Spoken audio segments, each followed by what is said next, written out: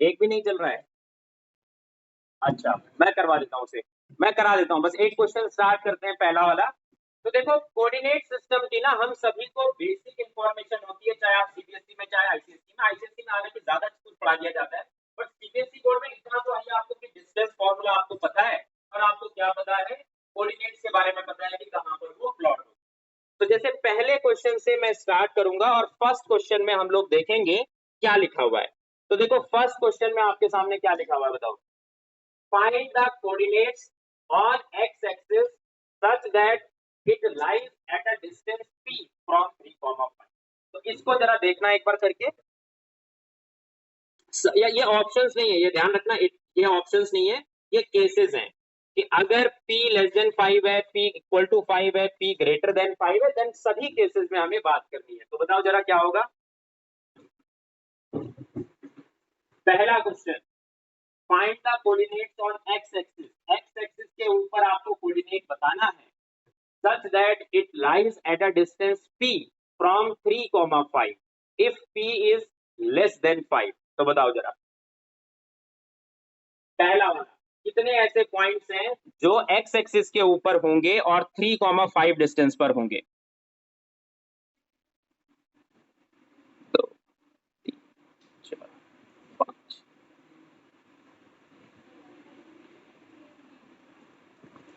बोलो जरा, पहले क्वेश्चन का आंसर, पहले पार्ट का। p अगर 5 से कम है तो ऐसे आपको पॉइंट्स बताने हैं एक्स एक्सिस पर जो 5 यूनिट से कम डिस्टेंस रखते हैं।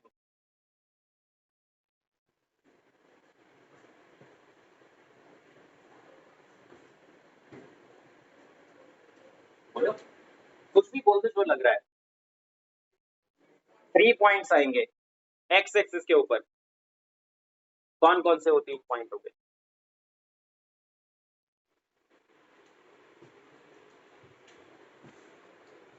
होगा भी कोई, किसी को ऐसा लगता है कि नहीं होगा? सबको लगता है होगा। देखो, अगर इसका कोऑर्डिनेट 3,5 है, इसका मतलब आप क्या समझते हो कि एक्चुअली ये जो फुट ऑफ परपेंड, देखो ये जो कोऑर्डिनेट सिस्टम है ये बनाया कैसे जाता है। अगर आप इस कोऑर्डिनेट को कह रहे हो 3,5, तो दैट मींस ये डिस्टेंस कितनी रही होगी, 5, और ये वाली डिस्टेंस कितनी रही होगी, 3। यही तो मतलब है इसका। अब ये परपेंडिकुलर डिस्टेंस है भाई, जो आप 5 डिस्टेंस कह रहे हो, इस पॉइंट से एक्स एक्सिस की जो डिस्टेंस है वो परपेंडिकुलर डिस्टेंस है और वो 5 है। तो क्या ऐसा हो सकता है कि कोई दूसरा पॉइंट आपको मिल जाए, क्या ऐसा कोई हो सकता है कि कोई दूसरा पॉइंट आपको मिल जाए, लेट अस से दिस पॉइंट, सच दैट ये 5 डिस्टेंस से कम डिस्टेंस पर, 5 डिस्टेंस हो सकता है? नहीं हो सकता ना, क्योंकि जो परपेंडिकुलर डिस्टेंस होती है वही तो सबसे मिनिमम डिस्टेंस होती है। मान लो आपने एक लाइन बनाई, आप यहाँ पर एक पॉइंट रख रहे हो, तो अगर इस लाइन से इस पॉइंट का डिस्टेंस ढूंढना है तो कौन सा डिस्टेंस देखा जाता है, परपेंडिकुलर, और वही डिस्टेंस क्या होता है, सबसे छोटा होता है। आप देखोगे ना, हाइपोटेन्यूज क्या होती है, राइट एंगल ट्रायंगल की सबसे बड़ी साइड होती है। तो अगर आप कोई और डिस्टेंस देखोगे, जैसे ये आपने देखा, तो क्या ये लेटेस्ट से आपके पास 5 है, तो ये 5 से बड़ी होगी ना आपके पास, ये डिस्टेंस जो है ये 5 से बड़ा नहीं होगा। तो आप कहीं भी देख लो, आप चाहे इधर देख लो, ये डिस्टेंस और ज्यादा बड़ी हो जाएगी, जो 5 है उससे तो बड़ा ही होगा ना ये distance. Hypotenuse of the triangle is the biggest side. तो इसीलिए ये जो डिस्टेंसेज है, चाहे आप कितना भी नजदीक आप इसके ले आओ, क्या कभी 5 से छोटी डिस्टेंस ये बन पाएगी, नहीं बन पाएगी। तो shortest distance between a point and a line जो होता है वो किससे ओबटेन होता है, फुट ऑफ परपेंडिकुलर से। कि आपने क्या करना है, परपेंडिकुलर ड्रॉप करना है, और जो परपेंडिकुलर होगा वही सबसे छोटी डिस्टेंस होगी। अब क्वेश्चन क्या था, क्वेश्चन आपसे कह रहा है कि एक्स एक्सिस के ऊपर आपने कोऑर्डिनेट्स बताने हैं जो कि डिस्टेंस p पर हो 3,5 से। अब p उसने पहले केस में क्या लिख के दिया आपको, बोलो, 5 से छोटा। तो आप क्या बोलोगे, कितने पॉइंट्स आ रहे हैं, समझ आ गई बात, लिख दो नो सच पॉइंट्स, यस और नो। ये क्लियर नहीं हुआ क्या कि पॉइंट कोई भी नहीं मिल सकता। अगर आप कोई भी पॉइंट रखोगे वो 5 से बड़ी डिस्टेंस पर होगा। जैसे आपने ये वाला पॉइंट देखा, तो इसकी डिस्टेंस कितनी होगी, इससे 5 से बड़ी होगी ना। ये डिस्टेंस अगर 5 है, तो हाइपोटेन्यूज है ट्रायंगल की, ट्रायंगल की हाइपोटेन्यूज क्या होती है, सबसे बड़ी साइड होती है। दैट मींस ये साइड छोटी है और ये बड़ी है। तो ऐसा पॉइंट कोई मिल ही नहीं सकता आपको जो कि 5 से छोटा आंसर आपको लाके दे, चाहे आप आगे जाओ चाहे आप पीछे जाओ। समझ पा रहे हो, एग्जैक्टली 5 के लिए आपको ये पॉइंट मिलेगा, है ना। अब बताओ p इज इक्वल टू 5 के लिए कितने पॉइंट्स मिलेंगे? 1। क्या नाम होगा उस पॉइंट का? बोलो। 3,0। तो दैट मीन्स ये जो पॉइंट होगा ये क्या होगा? 3,0 पॉइंट होगा, ग्रेटर देन 5 पर। बोलो क्या आंसर लिखूंगा? ऐसे कितने पॉइंट्स होंगे जो कि 5 डिस्टेंस से बड़ा डिस्टेंस रखते होंगे 3, 5 से? इनफाइनाइटली मैनी एग्जैक्टली, मतलब कौन कौन से पॉइंट आएंगे? तो एक्स एक्सिस पर कोई भी पॉइंट हम देख लें, चाहे हम इधर देखें चाहे इधर देखें, हमेशा इस पॉइंट को अगर छोड़ दिया जाए तो हमेशा डिस्टेंस कैसे आने वाली है? अगर इस पॉइंट को मैं छोड़ दूं तो हमेशा डिस्टेंस क्या आने वाली है? 5 से बड़ी। आप चाहे किधर भी देख लो, चाहे आपने ये वाला पॉइंट लिया तो डिस्टेंस 5 से बड़ा ही आएगा। ये पॉइंट आपने देखा तो डिस्टेंस तो 5 से बड़ा ही आएगा। तो दैट मीन्स कि आप क्या लिखोगे इसमें? इसका आंसर एक सेट होगा जो कि कोऑर्डिनेट कंटेन करेगा। और कौन से? अच्छा, एक्स एक्सिस पर अगर कोई कोऑर्डिनेट है तो उसका वाई कोऑर्डिनेट क्या होगा? हमेशा 0 होगा। अगर एक्स एक्सिस पर भाई कोई पॉइंट है तो उसका वाई कोऑर्डिनेट तो 0 होता है। तो मुझे इसका जनरल फॉर्म क्या लिखना चाहिए? x, 0 सच दैट x किसके इक्वल नहीं हो सकता? इसमें 5 से बड़ा आंसर चाहिए ना, इक्वल थोड़ी चाहिए इसमें। तो किसके इक्वल नहीं होना चाहिए? x not equal to 3। तो दैट मीन्स x एक्सिस के ऊपर कोई भी पॉइंट आपने देखा वो हमेशा क्या होने वाला है? 5 यूनिट से बड़ा होने वाला है। समझ के बात? क्लियर है चीज? ऐसे क्या देख लो, मतलब नहीं हुआ क्लियर? नहीं हुआ है? कोऑर्डिनेट पढ़ा है ना? यस और नो? कोऑर्डिनेट तो बताने की जरूरत नहीं है कि कहां पर क्या है। ठीक है, अगला क्वेश्चन, सेकंड पार्ट। तो आपको अगेन वही काम करना है। एक्स एक्सिस पर आपको पॉइंट्स बताने हैं जो कि 5 डिस्टेंस पर होंगे फ्रॉम 3,4। एक्स एक्सिस के ऊपर चाहिए पॉइंट। ये चीज इंपॉर्टेंट है इसमें कि पॉइंट आपको चाहिए कहां पर? आपको चाहिए एक्स एक्सिस पर पॉइंट। ऐसा नहीं है कि मैं कहीं की भी बात कर रहा हूं, मैं कह रहा हूं एक्स एक्सिस पर होना चाहिए पॉइंट, है ना? तो अब जरा देखना आगे।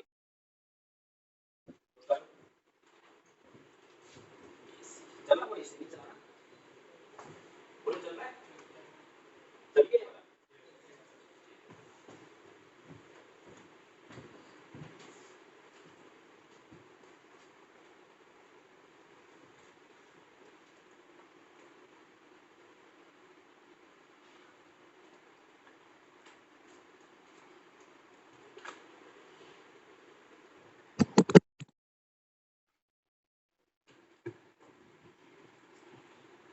अगला वाला अटेम्प्ट करेंगे सब लोग।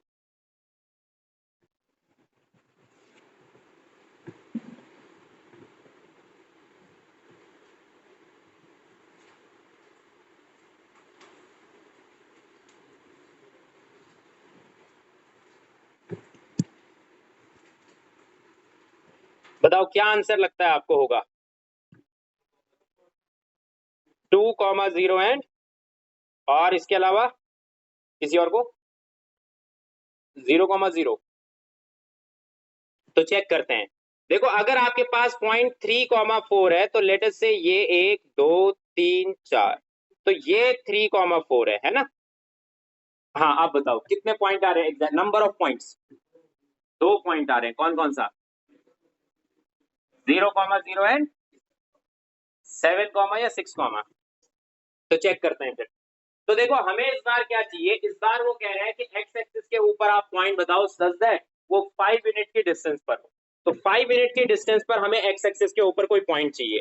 तो अब इस चीज को चेक करने का तरीका वैसे आपका क्या होना चाहिए कि लेटेस्ट से आपने एक रैंडम सा पॉइंट ले लिया x, 0 on the x axis के ऊपर लिया। अब डिस्टेंस हम यहां से यहां की निकाल लेते हैं। तो डिस्टेंस फॉर्मूला क्या होता है याद है? तो क्या होता है? x2 minus x1 whole square plus y2 minus y1 whole square का अंडर रूट। यही होता है डिस्टेंस फॉर्मूला। तो मैं ए बी डिस्टेंस निकाल सकता हूं। तो निकालने में जरा ए बी डिस्टेंस कितना लिखोगे? Under root of 3 minus x का होल स्क्वायर प्लस 4 माइनस 0 का whole square is equal to कितना डिस्टेंस चाहिए उसको? 5। अच्छा, एक्स एक्सिस उसने लिखा है इसीलिए x, 0 बना हुआ पॉइंट, जनरल पॉइंट है ये। आप बोथ साइड होल स्क्वायर करेंगे तो बताओ क्या बनेगी इक्वेशन? तो आपके पास बनेगी x square minus 6x plus 9 और इधर से बन जाएगा 16 इज इक्वल टू 5। तो दैट मीन्स 25। तो बोथ साइड स्क्वायरिंग किया है तो इसीलिए 25 बनेगा। तो that means x minus 6 is equal to कितना आ जाएगा? 0, है ना? समझ गए बात। 16 प्लस 9 25, 25 से 25 कट गया, ये 0 आ गया। तो x की क्या क्या वैल्यूज आई बताओ? एक तो 0 आई और दूसरी वैल्यू 6 आई। तो दैट मीन्स कोऑर्डिनेट जो है आपके पास वो कौन कौन से हैं देखो, 0,0 एंड 6,0। तो 0,0 कहां पर लोकेटेड होगा बताना जरा? यहां पर। तो 0,0 यहां पर लोकेटेड है। अब 6,0 जो है, तीन डिस्टेंस ये हो गई, ये फोर्थ डिस्टेंस, ये फिफ्थ, ये सिक्स। तो दैट मीन्स ये वाली जो पॉइंट है ये 6,0 है ना। तो जैसे आप ये कह रहे हैं कि आपके पास ए से ये दोनों के दोनों जो है 6 यूनिट के डिस्टेंस पर है, दैट मीन्स कि ट्राइंगल कैसा है? ये ट्राइंगल ये जो बनेगा ये कौन सा है? आइसोसेलेस ट्राइंगल है ना। तो आइसोसेलेस ट्राइंगल है ये ऐसे, और ये आपने यहाँ पर परपेंडिकुलर बनाया हुआ है, ये मिड पॉइंट है इसका एक्चुअली। तो यहां पर से आपने परपेंडिकुलर ड्रॉ किया, ये 3,0 है। समझ गए बात को?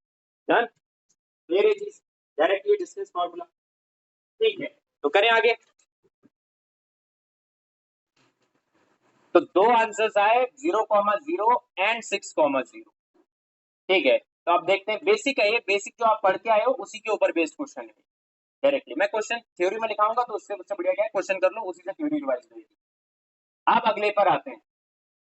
तो आप देखना जरा, वाई एक्सिस पर आपको बताना है ऐसे पॉइंट्स जो कि 5 यूनिट की डिस्टेंस पर है 4,3 से। तो करो जरा सॉल्व।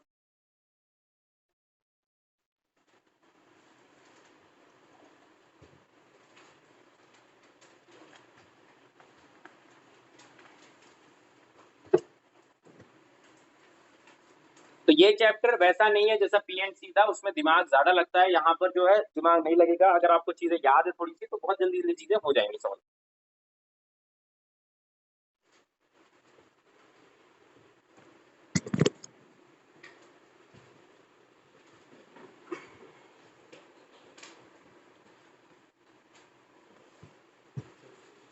आंसर आया क्या है? 0,0 है, 0,6। ठीक है। तो इस बार जो आपका पॉइंट है वो किसके ऊपर है? आपका जो पॉइंट है वो वाई एक्सिस के ऊपर है। तो जनरल पॉइंट आप क्या लोगे वाई एक्सिस के ऊपर? 0,y टाइप का। अच्छा, उसने 4,3 लिखा है आपके सामने। तो बेसिकली ये मान लो आप 1 2 3 4, 4 ये हो गया, 1 2 3। तो ये हो गया 4,3। अब हमने एक जनरल पॉइंट लेना है। हमने ये कहना है लेटस से ये पॉइंट है 0,y, जो y एक्सिस के ऊपर है। कहीं भी हो सकता है, ऐसा नहीं है कि पॉजिटिव y एक्सिस पर होना जरूरी, कहीं भी हो सकता है। आपको डिस्टेंस कितनी चाहिए इसकी? 5 यूनिट की।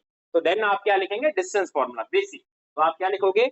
आप लिखेंगे x2 माइनस x1। तो डिस्टेंस है 4 माइनस 0 का whole square plus y2 minus y1 का होल स्क्वायर। किसके इक्वल आएगा ये? 5 स्क्वायर, दैट इज, नहीं 5 स्क्वायर नहीं, अभी तो फिलहाल आप 5 ही लिखेंगे, अगले स्टेप में होल स्क्वायर करेंगे। तो 16 plus 9 minus 3 two 6y plus y square is equal to 25। तो y minus 6 is equal to 0। तो y की वैल्यू एक तो 0 और दूसरी वैल्यू कितनी? 6। तो क्लियर है चीज? ठीक है, करिए अगला। ठीक है। अब नेक्स्ट जो क्वेश्चन है ये आपने ट्राई करना है, और इसको अटेम्प्ट टाइप आपने करना है। 9:20 हो रहे हैं, तो 9:22 तक का टाइम मैं दे देता हूँ, 9 नहीं 9:25 तक का टाइम दे देता हूँ। ठीक। हाँ, क्वेश्चन लिखना है, क्वेश्चन भी लिखना है इसी ड्यूरेशन में। चाहे तो आप पहले सॉल्व कर लो और ऊपर 2 लाइन की जगह छोड़ दो, उसमें क्वेश्चन लिख देना बाद में। क्वेश्चन लिखा हुआ है, 4-5 मिनट तक क्वेश्चन लिखा हुआ है, तो आपने अटेम्प्ट करना है। तो करेंगे जरा। तो बिल्कुल इंटरेस्टिंग है ये चैप्टर। अभी बिल्कुल मैं 10th का जो कॉन्सेप्ट है वो रिवाइज करवा रहा हूँ। 10th में डिस्टेंस फॉर्मूला आप लोग सीख के आते हैं और सेक्शन फॉर्मूला आप लोग सीख के आते हैं।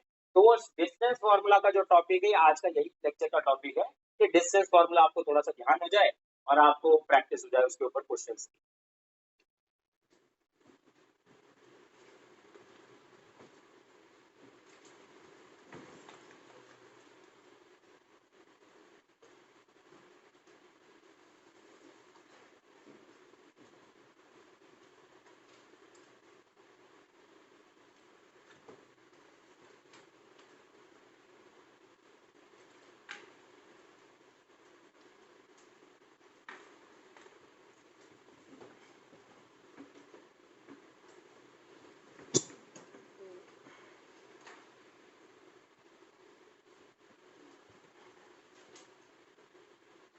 तो जिसका हो जाएगा वो बताएगा, फटाफट से अटेम्प्ट कर।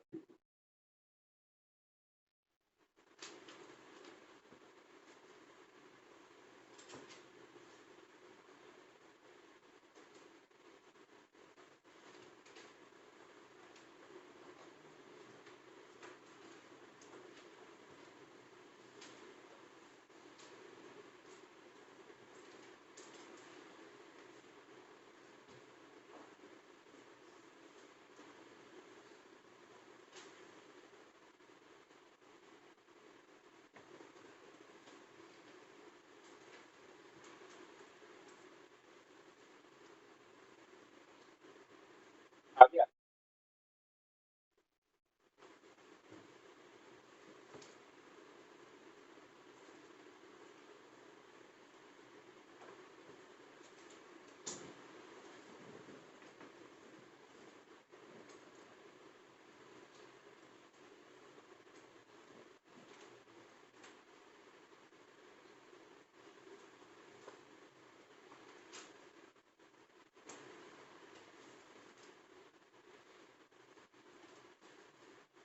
तो इसमें कोऑर्डिनेट ज्योमेट्री में थ्योरी बेस्ड कम रखेंगे, प्रैक्टिस ज्यादा रखेंगे। क्लासेस में भी ज्यादा से ज्यादा क्वेश्चन हम करने की कोशिश करेंगे।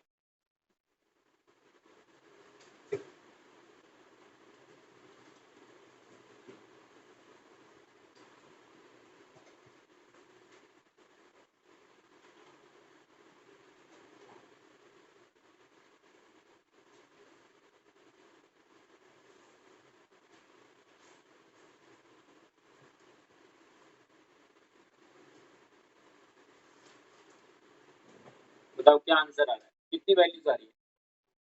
1 एंड 2, और 1 एंड 2 के अलावा 2 वैल्यूज आ रही सबकी।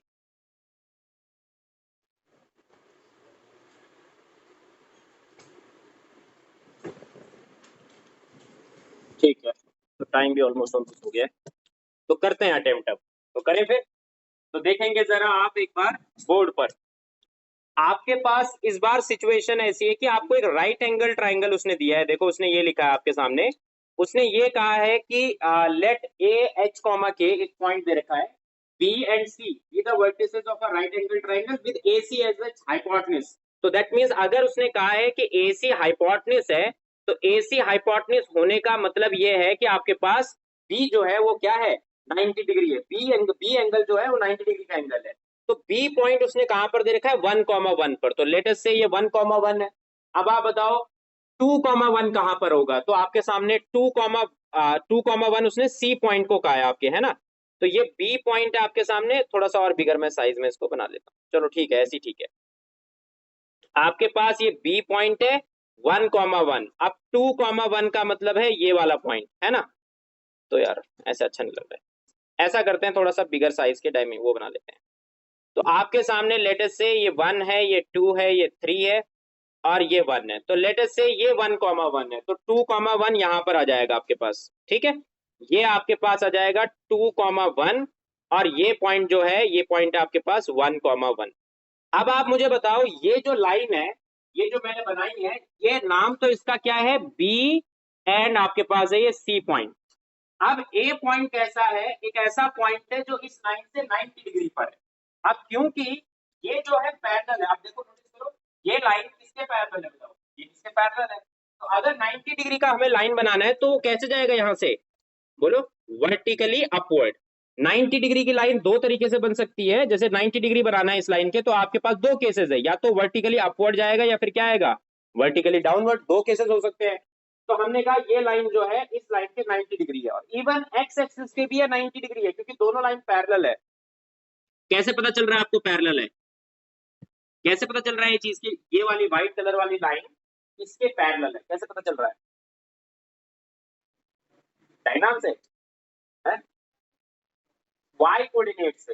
वाई कोऑर्डिनेट दोनों जगह कितना है, यहां पर भी वाई कोऑर्डिनेट 1 है, और यहां पर भी वाई कोऑर्डिनेट कितना है, 1 है। तो वाई तो चेंज हुआ ही नहीं। अगर वाई चेंज नहीं हुआ तो लाइन किसके पैरेलल हो जाती है, एक्स एक्सिस के, क्योंकि वाई तो 1 ही है, हाइट इस लाइन की यहाँ से 1 है, तो डिस्टेंस यहाँ से इस लाइन की 1 है। अब आप करेंगे तो बताओ, ये बी पॉइंट है, अब ए पॉइंट यहाँ कहीं होगा, और एक देखो दो पॉसिबिलिटीज है, 90 डिग्री बनाना है तो हो सकता है अपवर्ड बने, हो सकता है डाउनवर्ड बने। या ए पॉइंट यहाँ कहीं होगा। अब बस उसने ये कह रखा है कि area of the triangle is 1 square unit. Base है ट्राइंगल का, देखो ये एरिया क्या होता है ट्राइंगल का, हाफ बेस इंटू हाइट। ये डिस्टेंस कौन बताएगा, कितनी है ये डिस्टेंस, 1 यूनिट की डिस्टेंस है ये, 1 यूनिट की डिस्टेंस है। एरिया कैसे निकलता है, हाफ बेस, तो बेस तो आपके पास 1 है।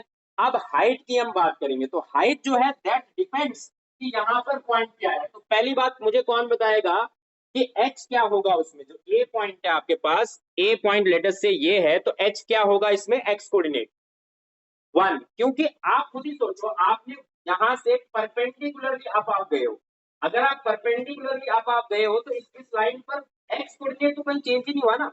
x है, आप यहाँ देखो चाहे यहाँ देखो, x कोऑर्डिनेट हमेशा सेम है, क्योंकि x एक्सिस पर जो डिस्टेंस कवर हो रही है वो हर वक्त सेम है। तो ये तो 1 ही है। k मुझे नहीं पता है कि k क्या है, तो k को k ही रहने देंगे। अब ये होगा आपका हाइट, तो हाइट की लेंथ कितनी बताओगे आप मुझे, k माइनस 1, बट हर बार नहीं, क्योंकि अगर k छोटा हो गया, मान लो 1, जो ये 1 है ना पॉइंट, ये जरूरी थोड़ी कि k ऊपर ही हो, ये नीचे भी हो सकता है, तो इसीलिए k माइनस 1 ना लिखने की बजाय हम क्या लिखेंगे यहाँ पर, बताओ कौन बोलेगा, मॉड। तो हम क्या लिखेंगे इस डिस्टेंस को, मॉड ऑफ k माइनस 1। तो क्लियर है चीज। ये जो हाइट है, देखो यहां से लेकर यहां तक ये 1 यूनिट है, अगर ये 1 यूनिट है, ये 1 यूनिट है, ग्राउंड से लेकर यहाँ तक 1 यूनिट की हाइट है, यहाँ तक 1 यूनिट की हाइट है, तो बची हुई हाइट कितनी होगी, दोनों का सब्ट्रैक्शन। तो ये बचा हुआ जो हाइट है ये दोनों का सब्ट्रैक्शन है, तो बस क्या आ गया यहाँ पर, k माइनस 1 का मॉड। तो जैसे ही हमने k माइनस 1 का मॉड लिखा, तो ये राइट एंगल ट्राइंगल जो है इसका एरिया उसने दे रखा है 1, तो k माइनस 1 का मॉड किसके इक्वल आया बताओ, 2k। अब हमने वही नंबर लाइन बनाई, रूट क्या है इसका बताओ, 1 यूनिट का रूट है, 1 पर रूट है, तो 1 से बड़े नंबर्स पर कैसा होने वाला है ये, पॉजिटिव, तो k माइनस 1 डायरेक्ट ओपन हो जाएगा, इज इक्वल टू 2, तो k की वैल्यू कितनी आ रही है फिर 3। अब इससे पहले कैसे रहने वाला है ये, नेगेटिव, तो minus times of k plus 1 किसके इक्वल आएगा, 2k, तो k की वैल्यू कितनी आएगी यहां से बताओ, -1। तो दैट मीन्स k की दो वैल्यूज हैं, एक पॉइंट तो यहां कहीं है 1,3, ये जो k 1,3 है, और यहां पर ये कितना है, ये 1,-1 है। समझ पा रहे हो इस चीज को, क्लियर है चीज। तो दो पॉइंट ऐसे होंगे सच दैट वो ट्राइंगल बनेगा 1 यूनिट का, 1 एरिया का, ठीक है, 1 यूनिट एरिया का। तो इस तरीके से दोनों ट्राइंगल है।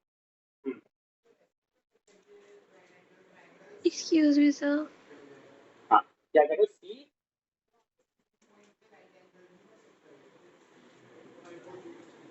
AC को हाइपोटेन्यूज कह रहे हैं ना जैसे वो, तो C पर नहीं होएगा फिर। अच्छा एक मिनट, क्या कह रहे हो जिया, बोलो। सर आपकी स्क्रीन नहीं विजिबल है। स्क्रीन विजिबल ही नहीं है, सर मतलब कि क्वेश्चंस दिख रहे हैं, आंसर्स नहीं पता चल रहे। अच्छा मैं एक और बार शेयर करता हूँ। ये अभी तुम्हारा एग्जाम चल रहा है बेटा, क्या क्या है, सर एग्जाम तो चल रहा है, बस साथ में उन्होंने अलाउ किया हुआ है कि क्लास भी लगा सकते हैं। अच्छा वैसे रिकॉर्ड हो रहा है ये सेशन ना, आप इसका रिकॉर्डेड देख लेना, ये जो ओके सर। ये सेशन रिकॉर्ड हो रहा है, ऐसे टेंशन लेने की जरूरत नहीं, एग्जाम ही आप दे लो, ये सेशन रिकॉर्ड कर लो, कर रहा हूँ मैं ही कर रहा हूँ, मेरे से ले लेना रिकॉर्डिंग आप ना। Okay sir. हाँ कर लो, अपना एग्जाम कर लो, कोई दिक्कत नहीं है, ठीक है। हाँ तो क्या कह रहे हो अब मुझे बताओ, AC अगर हाइपोटेन्यूज है तो इस पर तो नहीं होगा, ये क्लियर है, क्योंकि इधर ही होगा फिर तो। हाँ अब और क्या, और कोई डाउट है इसमें, पूछो, बोलो कोई और डाउट है। हाँ देखो वही मैं समझा रहा हूँ ना, जैसे आप इस चीज को ऐसे फील करो, तो देखना जरा, इस चीज को ऐसे फील करो आप ना, जैसे मान लो ये आपके पास कोऑर्डिनेट सिस्टम है, और अरे यार क्या है, ये आपके पास क्या है, कोऑर्डिनेट सिस्टम है। ये कोऑर्डिनेट सिस्टम में अगर मैं यहाँ पर x एक्सिस के परपेंडिकुलर कोई लाइन बनाता हूँ, जैसे फॉर एग्जांपल मैंने यहाँ पर परपेंडिकुलर लाइन बनाई, x एक्सिस के परपेंडिकुलर है ये लाइन, तो इस पूरे के पूरे लाइन पर सुनेंगे सब, इस पूरी लाइन पर x कोऑर्डिनेट चेंज ही नहीं हो सकता। जैसे फॉर एग्जांपल ये पॉइंट है 1,1, तो यहाँ x कोऑर्डिनेट तो चेंज हुआ ही नहीं है, कौन चेंज हुआ है, हाइट चेंज हुई है। हाइट किसकी किस किस के रिस्पेक्ट में चेंज होती है, y कोऑर्डिनेट के, तो ये क्या होगा 1 2, यहाँ पर क्या होगा बताओ 1 3, फिर इधर 1 4, फिर -1 फिर 1 -2, क्लियर है चीज, 1 -3, बताओ ठीक है, समझ पा रहे हो, ठीक है। तो अब वापस आएंगे जरा इधर, ठीक है। अब जब हम ये काम कर रहे हैं यहाँ पर, तो हम क्या देख पा रहे हैं, जब हम ये काम कर रहे हैं तो हम ये देख पा रहे हैं कि यार ये जो है परपेंडिकुलर क्यों आया, पहले तो ये समझ लो। ये जो लाइन है ये परपेंडिकुलर एक्स एक्सिस के इसलिए आया क्योंकि ये लाइन पैरेलल है ना। अब इस लाइन के परपेंडिकुलर अगर कोई लाइन है तो वो एक्स एक्सिस के भी परपेंडिकुलर होगी, क्योंकि कौन सा एंगल है ये, कौन 90 डिग्री एंगल है ये, कौन सा एंगल है, क्या कहते हैं इसको, राइट एंगल कहते हैं इसको, कॉरस्पॉन्डिंग एंगल। ये जो है आपके पास दो पैरेलल लाइन है, तो ये एंगल अगर 90 है तो फिर ये वाला एंगल भी 90 होगा। तो कॉरस्पॉन्डिंग एंगल एक्स एक्सिस के परपेंडिकुलर अगर कोई लाइन है उस पर एक्स कोऑर्डिनेट चेंज नहीं हो सकता। क्लियर है चीज? ठीक है, अब अगले पर हम मूव करेंगे। ठीक है, नेक्स्ट क्वेश्चन आपके सामने है, ये वाला क्वेश्चन आपने अब ट्राई करना है।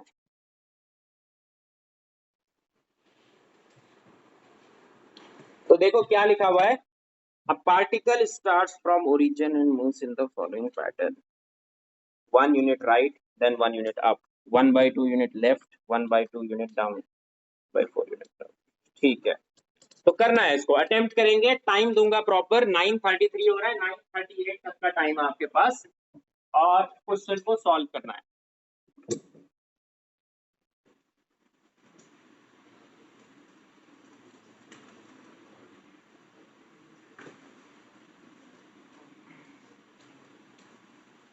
करेंगे जल्दी से।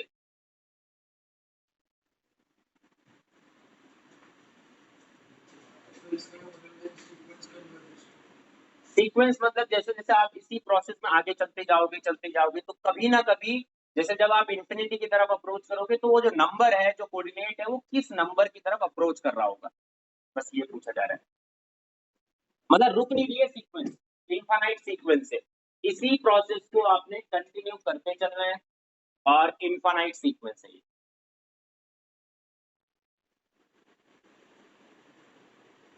ठीक है, तो अटेम्प्ट करेंगे, डिस्कस नहीं करेंगे। दिमाग वाला क्वेश्चन है, सोचना, मतलब फेमस क्वेश्चन है ये, किसी ओलंपियाड से मैंने उठाया, ये फेमस क्वेश्चन है, मतलब बहुत सारे टीचर इसको कराते हैं, सोच समझ से करना।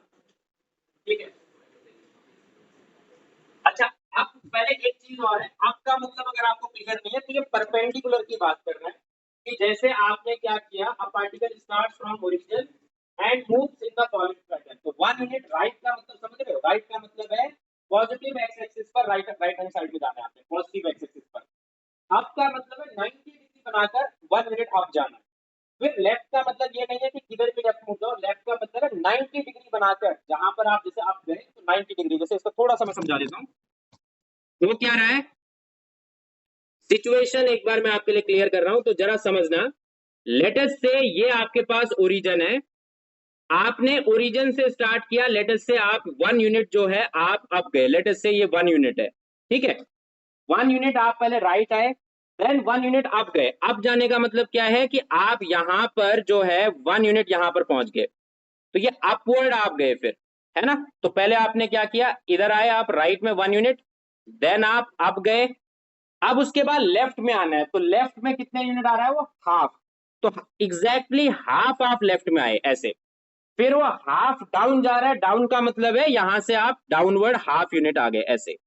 तो ऐसे करके वो ग्राफ बन रहा है, ये परपेंडिकुलर है। ठीक है, 90 डिग्री है ये सारा, ये काम 90 डिग्री पर हो रहा है। अब आपने बाकी बात बाद में करनी है और सोचना है। ठीक है, करेंगे जरा।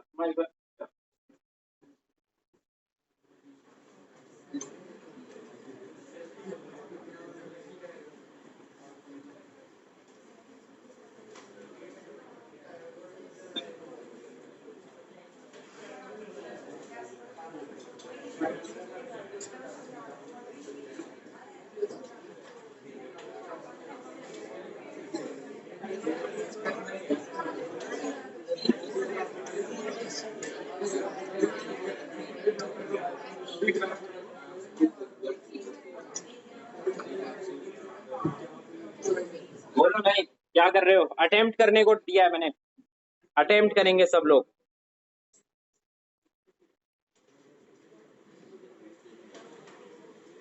डिस्कस नहीं करना है इधर प्रफुल, अटेम्प्ट करना है आपने। तो इसी सीक्वेंस में अगर हम चलते जाएंगे तो आपसे पूछा जा रहा है कहां पर जाके आप कन्वर्स करोगे, ये पूछा जा रहा है।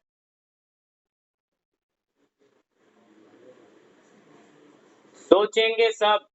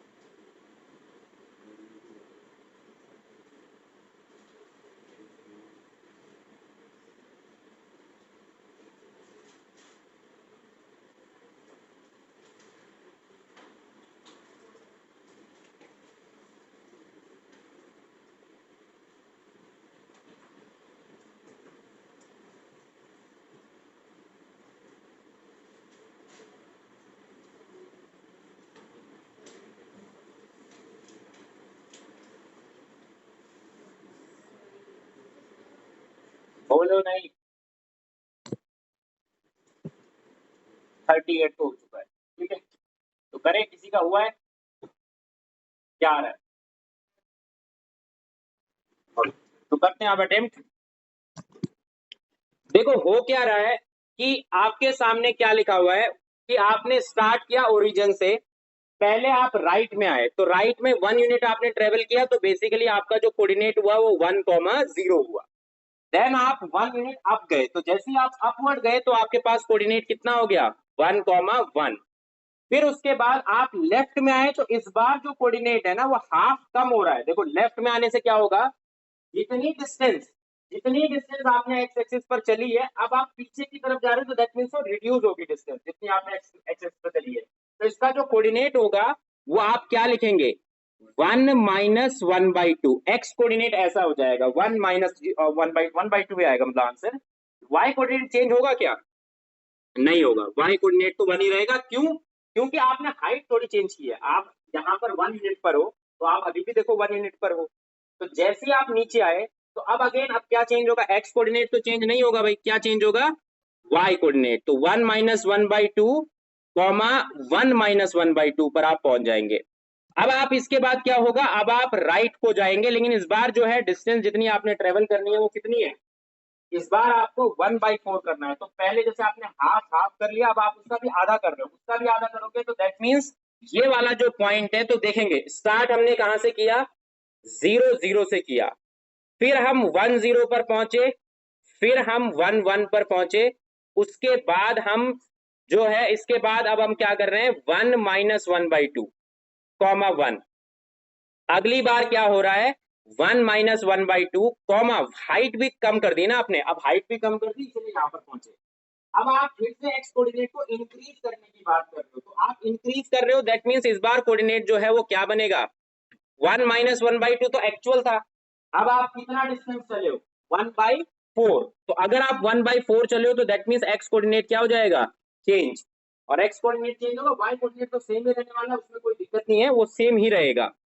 लेकिन जैसे ही आप अगले स्टेप पर जाओगे तो इस बार आपके वाई कोऑर्डिनेट में क्या होगा, देखो ऐसा होगा 1/4 यूनिट आपने अब जाना है, तो 1/4 यूनिट का मतलब है जो एक्चुअल डिस्टेंस थी उसका आधा हो रहा है ना, 1/2 थी ये डिस्टेंस यहाँ से लेकर यहाँ तक की डिस्टेंस 1/2 है, आपने उसका आधा ट्रेवल किया। सिमिलरली आपके पास ये जो डिस्टेंस थी 1/2 थी यहाँ से लेकर यहाँ तक की, तो अब आपने उसका आधा कर दिया। तो जैसे ही आपने आधा किया तो उससे हुआ क्या कि अब आपके पास y कोऑर्डिनेट चेंज होके क्या बन जाएगा 1 माइनस 1/2 प्लस 1/4, और यहां पर 1 माइनस 1/2 प्लस 1/4। आपने y कोऑर्डिनेट में इंक्रीमेंट किया, जैसे 1 माइनस 1/2 था, अब आपने हाफ यूनिट 1/4 यूनिट आप ऊपर गए, तो आपने हाइट इंक्रीज कर दी। तो जब जब इंक्रीमेंट हो रहा है तब तब क्या लग रहा है प्लस। अब देखो अगला अगला स्टेप का क्या होगा इस प्रोसेस का, बताओ। फिर ये इधर को आएगा, अब ये जब इधर को आएगा तो कितना यूनिट इधर को आएगा बताना 1/8। तो दैट मींस इस बार वो ऐड होगा या सब्ट्रैक्ट होगा, सब्ट्रैक्ट। क्यों? क्योंकि आप बैकवर्ड जा रहे हो, तो बैकवर्ड जा रहे हो तो 1/8 सब्ट्रैक्ट हो रहा है। तो हो क्या रहा है, हो ये रहा है कि आपके पास जो एक्स कोऑर्डिनेट आपका है वो इस पैटर्न को फॉलो कर रहा है। देखो 1 माइनस 1/2, जैसे आपने हाफ डिस्टेंस सब्ट्रैक्ट की, उसके बाद आपने 1/4 डिस्टेंस ऐड की, उसके बाद आपने 1/8 डिस्टेंस सब्ट्रैक्ट की। अगला क्या होगा बताना जरा 1/16 आप ऐड कर रहे होंगे, और इसी तरीके से ये चल रहा होगा, ये रुकेगा नहीं क्योंकि इन्फिनिटी पर जाके हमें बात करनी है। अब y कोऑर्डिनेट में क्या होगा बताओ, y कोऑर्डिनेट में भी सेम काम हो रहा है, तो सेम अगर वो काम हो रहा है तो बेसिकली क्या होगा 1 माइनस 1/2 प्लस 1/4 माइनस 1/8, अगली बार क्या होगा प्लस 1/16 एंड सो ऑन। अब ये क्या है, एक इनफाइनाइट जीपी है, इस इनफाइनाइट जीपी का हमें सम पता होता है, तो ये x कोऑर्डिनेट जो बन रहा है वो एक इनफाइनाइट जीपी से बन रहा है। एक्स कोऑर्डिनेट इनफाइनाइट जीपी से बन रहा है, वाई कोऑर्डिनेट भी इनफाइनाइट जीपी से बन रहा है, तो सम कितना आएगा बताओ a अपॉन 1 माइनस आर। तो 1 माइनस आर, आर कितना है बताओ इस केस में, रेशियो पहले वाले केस में माइनस का हाफ है, तो माइनस का हाफ है तो अब आएगा कितना 1/1, माइनस का हाफ है तो आप लिखते हो a अपॉन 1 माइनस आर, तो कितना हो जाएगा प्लस 1/2, है ना, a upon 1 minus r. Similarly आपने बगल में भी लिखा 1/1 प्लस 1/2, तो ओवरऑल आंसर कितना आ गया फिर इसका बोलो 2/3 लिख दो ऐसे, 2/3 नहीं 2/3 कॉमा 2/3। क्लियर है चीज, ठीक है, किसी को नहीं क्लियर हुआ है आप पूछ लो अभी है। ये कैसे लिखा, क्या है 1/8 कैसे आया? अच्छा ठीक है, तो सुनेंगे जरा, वो क्या रहा है, जैसे पहले सिर्फ x की बात करते हैं, y को छोड़ देते हैं। तो जैसे x कोऑर्डिनेट देखो, यहाँ पर जो देखो x कोऑर्डिनेट जो है पहले 1,0 था।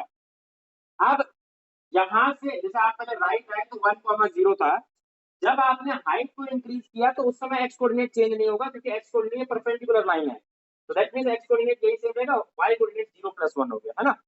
अब जब आप बैकवर्ड जा रहे हो ना, तो आप उसने ये लिखा है, उसने ये कहा है कि जैसे आपके पास पहले जो डिस्टेंस थी x कोऑर्डिनेट की वो 1 थी, फिर उसने कहा कि 1/2 यूनिट आपको लेफ्ट जाना है।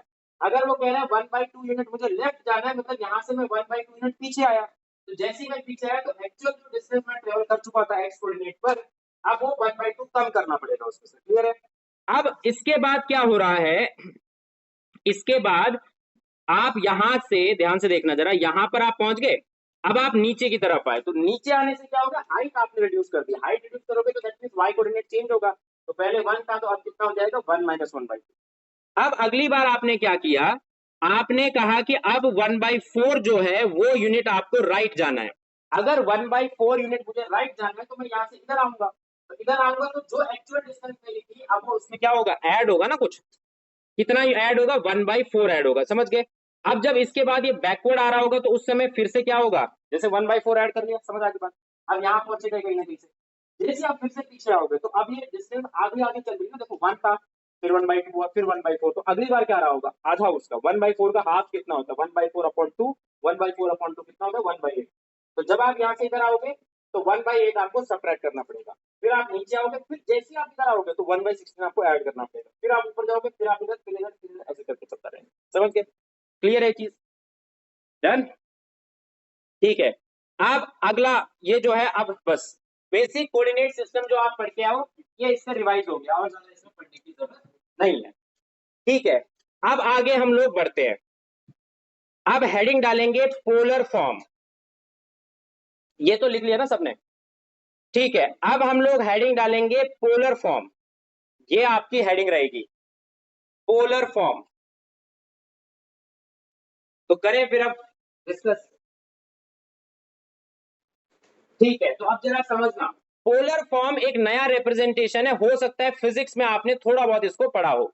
तो पोलर फॉर्म जो होता है ना, जैसे किसी भी कोऑर्डिनेट को, जैसे हम क्या जानते हैं, तो इसको जैसे रफली पहले समझते हैं, जैसे मान के चलो आपके सामने जो है हमारे पास, जैसे हमने क्या किया है, हम ये कहना चाह रहे हैं हमारे पास क्या है, कोऑर्डिनेट सिस्टम है, तो ये हमारा कार्टेशियन सिस्टम है। कार्टेशियन सिस्टम बेसिकली क्या है, कार्टेशियन सिस्टम है दो सेट्स का कार्टेशियन प्रोडक्ट। अब ये वाला जो सेट है, भले आप इसको एक्स एक्सिस के नाम से जानते हो, बट है तो ये रियल लाइन, आपने इसे रियल नंबर्स के नाम से पढ़ा है, ये रियल लाइन है, और ये वर्टिकल जो लाइन है ये भी कोई और लाइन नहीं है, ये भी क्या है, एक रियल लाइन ही वापस है।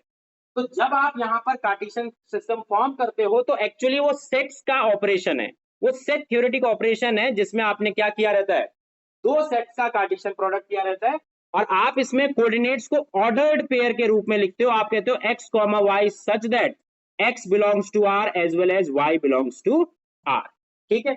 और हम यहाँ पर फिर यही कहते थे कि आपके पास क्या है, जैसे 1,2 है, मान लो ये 1 है और ये 2 है, तो 1,2 अगर आपने यहाँ लिखा है, ऑर्डर्ड पेयर का मतलब समझा रहा हूँ, 1,2 आपने यहाँ लिखा है, तो 2,1 इज डिफरेंट फ्रॉम 1,2, तो 2,1 कहाँ आएगा, यहाँ पर, 1,2 इज नॉट सेम एज 2,1। तो हमें ये दिखाई देता था कि अगर कोई भी कोऑर्डिनेट होगा वो हमेशा x, y टाइप का होगा, है ना, x, y टाइप का होगा, जिसमें x भी एक रियल नंबर होता था और y भी क्या होता है, एक रियल नंबर, वो कोई डिफरेंट नंबर नहीं है, वो है तो रियल नंबर है।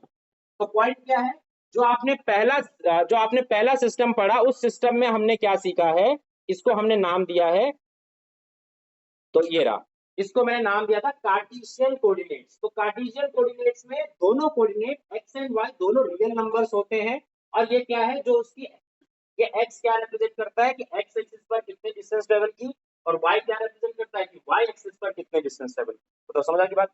अब हमें क्या करना है, अब हमें स्टार्ट करना है आपका वो वाला सिस्टम पोलर फॉर्म, तो इसको जरा ध्यान से सुनना। तो होता क्या है, जैसे इस चीज को समझेंगे अब, होता यह है कि अगर हम इस सिस्टम के अकॉर्डिंग चल रहे हैं कोई दिक्कत नहीं है, बट कुछ कुछ जगहों पर जो मैं अभी बताने वाला हूं वो सिस्टम बड़ा हेल्पफुल है। जैसे आपने मुझे कोई पॉइंट दिया, रेंडमली आपने मुझे कोई सा भी पॉइंट दे दिया, जैसे फॉर एग्जांपल आपने कहा ये पॉइंट। अब इस पॉइंट को किसी ने कहा कि यूनिकली आपको डिटरमाइन करना है, तो यूनिकली डिटरमाइन करने का तरीका ये है, एक तरीका ये है कि आप देखो कि एक्स एक्सिस पर आप कितना चले, और उसके बाद आप ये देखो कि आप वाई एक्सिस पर कितना चले, उसके बाद आपने उसका यूनिक नेम दे दिया एक्स कॉमा वाई। तो हमने कहा यूनिकली डिटरमाइन करने का मतलब है कि अगर आप इसका एग्जैक्ट लोकेशन जानना चाहते हो तो एक तरीका ये है, एक्स एक्सिस पर कितना चले, वाई एक्सिस पर कितना चले, और वो कोऑर्डिनेट आपने उसको एक नेम दे दिया एक्स कॉमा वाई। अब कुछ लोग कहेंगे कि नहीं, यूनिकली डिटरमाइन करने के लिए हर बार ये देखने की जरूरत नहीं है कि एक्स एक्सिस पर कितना चले। कुछ लोग ये कहेंगे कि आप ये करो कि इसकी डिस्टेंस ओरिजिन से देख लो। अब ओरिजिन से आपने इसकी डिस्टेंस देख ली, लेट अस से कुछ आ रही है, जैसे फॉर एग्जांपल आर डिस्टेंस आ रही है, लेट अस से किसी ने आपको कहा कि ये एक पॉइंट है, इस पॉइंट को यूनिकली आपने डिटरमाइन करना है, इसकी लोकेशन बतानी है, तो किसी ने कहा कि ओरिजिन से डिस्टेंस देख लो। अब मैंने कहा यार ओरिजिन से आर डिस्टेंस पर तो बहुत सारे पॉइंट्स हो सकते हैं, कौन कौन से ऐसे पॉइंट होंगे जो आर डिस्टेंस पर होंगे ओरिजिन से, है? मैं कह रहा हूं कौन कौन से ऐसे पॉइंट होंगे जो आर डिस्टेंस पर होंगे ओरिजिन से, जो किसके ऊपर लाई करेंगे, सर्कल के ऊपर। सर्कल की क्या डेफिनेशन लास्ट ईयर सीखी है? सर्कल जो होता है ऐसे पॉइंट्स का कलेक्शन होता है जो फिक्स्ड डिस्टेंस पर होते हैं, कहां से, ओरिजिन से, अगर ओरिजिन उसका सेंटर है तब, है ना? तो जैसे आपने इसे आर आर डिस्टेंस का, अब आर डिस्टेंस पर तो यार बहुत सारे पॉइंट हो सकते हैं, ये वाला पॉइंट भी क्या हो सकता है, आर डिस्टेंस पर हो सकता है, ये वाला पॉइंट भी कितने डिस्टेंस पर हो सकता है उससे, आर। तो कौन कौन से ऐसे पॉइंट होंगे जो आर डिस्टेंस पर होंगे, तो आपका आंसर क्या आएगा कि ऐसे तो इनफाइनाइटली मेनी पॉइंट्स हैं जो आर डिस्टेंस पर हैं। समझ गए बात को? तो जरा ध्यान से देखना। तो ऐसे तो बहुत सारे पॉइंट्स होंगे जो आर डिस्टेंस पर होंगे, तो हमने कहा बहुत सारे, जितने भी पॉइंट इस सर्कल के ऊपर लाई करने हैं सारे के सारे जो है आर डिस्टेंस पर है। अब क्वेश्चन तो आपसे ये था ना कि यार इस पॉइंट की यूनिक लोकेशन बताओ कि एग्जैक्टली ये कहां पर लोकेटेड है, तो इससे तो नहीं पता चला कि आप ओरिजिन से डिस्टेंस देख लोगे तो उससे क्या हो जाएगा, ऐसे तो बहुत सारे पॉइंट है। तो अब किसी ने ये कहा कि आप ये देख लो कि यार एक्स एक्सिस से ये कितने डिग्री का एंगल बना रहा है। तो जब हमने ये देखा कि एक्स एक्सिस से थीटा डिग्री का एंगल बना रहा है, तो देन ये यूनिकली डिटरमाइन हो सकता है। क्लियर है चीज? अब जैसे ये वाला एंगल, ये वाला पॉइंट है आपने, तो एक्स एक्सिस से तो डिफरेंट एंगल पर है ना, ये सेम एंगल पर थोड़ी है, ये तो डिफरेंट एंगल पर है। आप मुझे कोई और पॉइंट लाके दोगे, लेट अस से आपने ये कहा, तो ये भले ही आर डिस्टेंस पर है ओरिजिन से, बट इसका एक्स एक्सिस से अगर एंगल नापा जाएगा तो वो क्या आएगा, एक डिफरेंट एंगल आएगा। तो इसीलिए क्या हो रहा है कि अगर जैसे हमने कार्टेशियन सिस्टम में देखा कि किसी भी पॉइंट को यूनिकली डिटरमाइन करने के लिए आपको बस दो चीजें चाहिए होती है कि एक्स एक्सिस पर कितना चले, वाई एक्सिस पर कितना चले।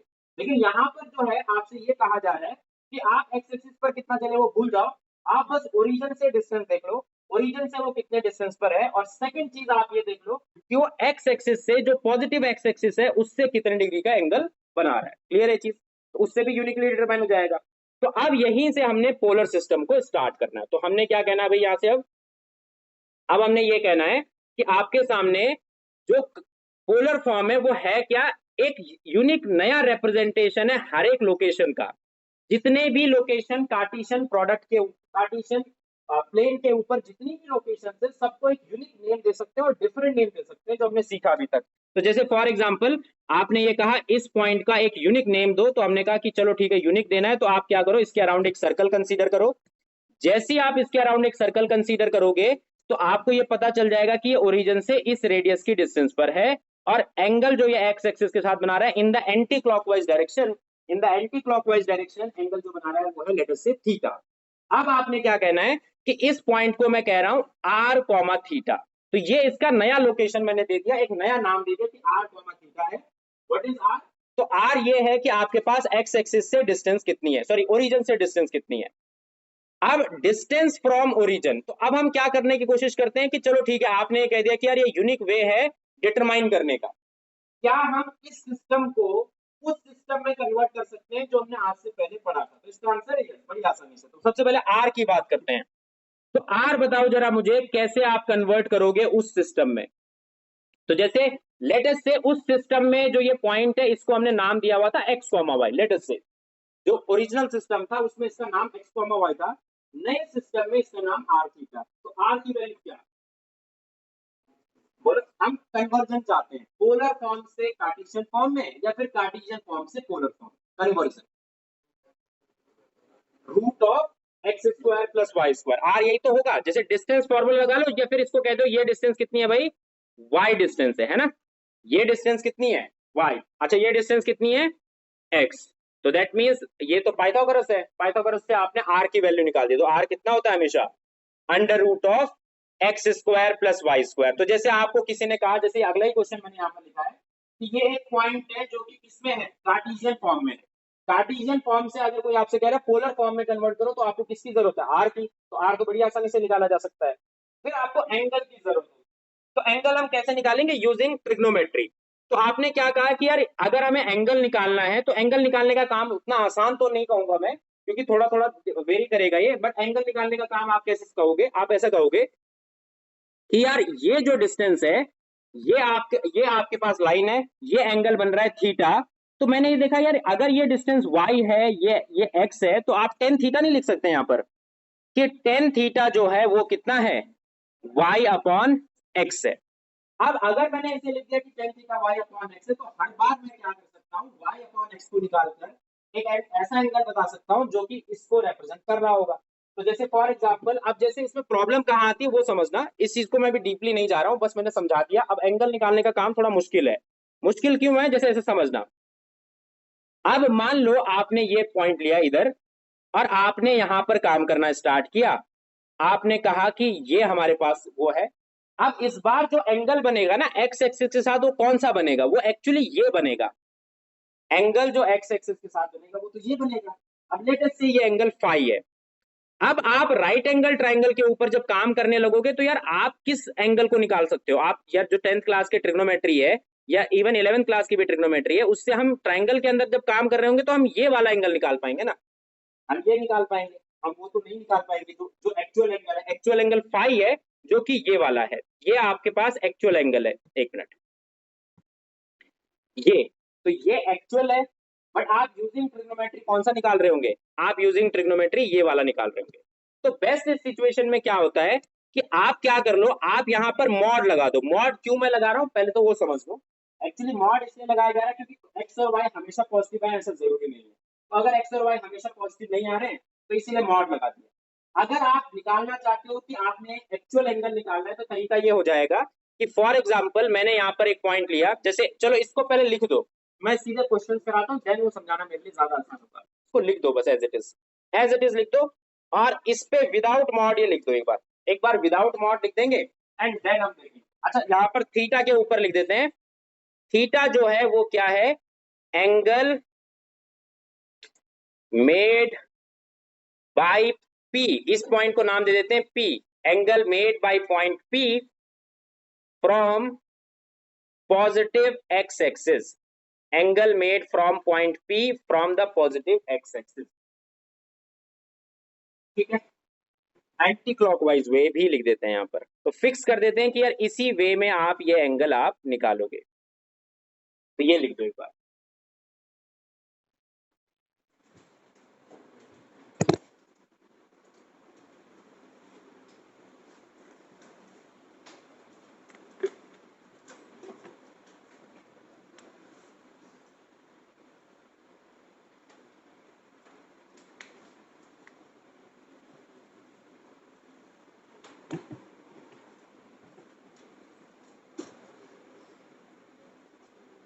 तो बताओ लिख दिया,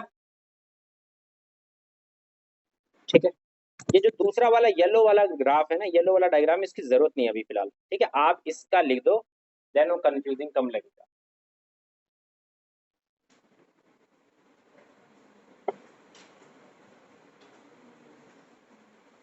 तो करें, ठीक है, अब स्टार्ट करते हैं, इसको फिलहाल छोड़ देते हैं, ऐसे अपने हिसाब से एक क्वेश्चन बनाते हैं, इसको बाद में लिखेंगे। ठीक है, लिख दिया सबने। अब जैसे, अब एक बार बात करते हैं यहाँ पर, ठीक है, तो ये लिख दिया ना सबने, इसको लिख दो फटाफट से, लिखा नहीं है तो लिख दो, क्वेश्चन छोड़ दो, अभी क्वेश्चन नहीं लिखना, क्वेश्चन अभी करा दूंगा मैं ये वाला। एक बार हम एंगल निकालना सीख लेते हैं, क्योंकि एंगल निकालना इतना आसान काम नहीं है एक्चुअली, एंगल थोड़ा सा डिफिकल्ट काम है। ठीक है, लिख दिया। ठीक है, तो अब हम एक काम करते हैं, अब हमारे पास क्या है, ठीक है, तो अब देखेंगे जरा यहां पर से, तो अब हमारा जो टास्क है उसको समझना। टास्क ये है कि आपको ये 4 पॉइंट दिए गए हैं, लेट अस से 1 1, ये फर्स्ट क्वाड्रेंट में होगा। अच्छा, सेकंड क्वाड्रेंट में यही सेम पॉइंट क्या होगा बताओ? Same point in the second quadrant, -1 1, same point in the third coordinate, -1 and same point in the fourth quadrant. हाँ, तो 1 कॉमा -1, तो हमने यहां पर लिख दिया ये पॉइंट। ठीक है, अब इन चारों की हमारा काम क्या है? हमारा काम है इन चारों का पोलर फॉर्म देखना। तो पोलर फॉर्म के लिए आपको क्या चाहिए? सबसे पहले तो डिस्टेंस फ्रॉम द ओरिजिन। अब इस केस में डिस्टेंस का फॉर्मूला लगाएंगे, तो क्या लिखोगे बताओ? 1 - 0 का होल स्क्वायर, 1 - 0 का होल स्क्वायर, तो कितना आएगा ओवरऑल? बोलो, 1 - 0 का होल स्क्वायर, 1 - 0 का होल स्क्वायर, कितना लिखो? √2। इस केस में -1 - 0 का होल स्क्वायर, 1 - 0 का होल स्क्वायर, तो कितना? √2। फिर इधर भी √2 और इधर भी √2। ये चारों के चारों जो पॉइंट्स हैं, ये आपके पास चारों के चारों पॉइंट्स किसके ऊपर हैं? ये √2 रेडियस के सर्कल पर है। तो लेट अस से ये जो सर्कल हमारे पास है, ये कितने रेडियस का है? √2 रेडियस का है। तो जरा देखना अब, ठीक है, थोड़ा ध्यान से सुनना। ये जब कॉम्प्लेक्स नंबर्स में पढ़ाऊंगा तब भी थोड़ा बहुत यूजफुल रहेगा, और तब भी हो सकता है आपके लिए वो आसान लगे आपको। तो जैसे एंगल निकालने का जो काम है वो कैसे, बहुत इंपॉर्टेंट मत सोचना इसको अपने रिस्पेक्ट में, एक बार मैं पोलर फॉर्म बता रहा हूँ, ऐसा ऐसा कहीं ज्यादा यूज नहीं करूंगा मैं। ठीक है, बस आपको पता होना चाहिए क्या होता है। जैसे 1, 1 जो पॉइंट है, ये √2 रेडियस का सर्कल है, तो ये पॉइंट हो गया √2, 0। अब ये पॉइंट हो गया 1, ये हो गया आपके पास 1। तो दैट मीन्स यहां कहीं पर रहा होगा वो पॉइंट। लेट अस से थोड़ा सा और इधर ये बना लेते हैं, लेट अस से पॉइंट। तो ये जो पॉइंट है, लेट अस से ये 1, 1 पॉइंट है। ठीक है, एक बार देखना जरा, तो ध्यान से देखना, ये वाले पॉइंट को बता देते हैं यहाँ पर। तो ये पॉइंट 1 1 है, ये 1 1 है, ये 1 -1 1 है, और इधर पर ये है आपके पास -1 -1, और ये वाला जो पॉइंट है ये आपके पास है 1 -1। अब जैसे पहले पॉइंट की हम बात करते हैं, ध्यान से देखना, ये बोलो नहीं इधर, ये √2 डिस्टेंस है। अब हमें देखना एंगल एक्स एक्सिस के साथ कितना होगा, तो आपने क्या निकाला? tan theta. tan थीटा कितना आया बताओ? y/x। अब इस केस में y कोऑर्डिनेट कितना है? 1, और x कोऑर्डिनेट कितना है? 1। तो 1/1 आपने निकाला, तो बड़ी आसानी से 1 ही आ गया, और एंगल क्या हो जाएगा फिर बताओ?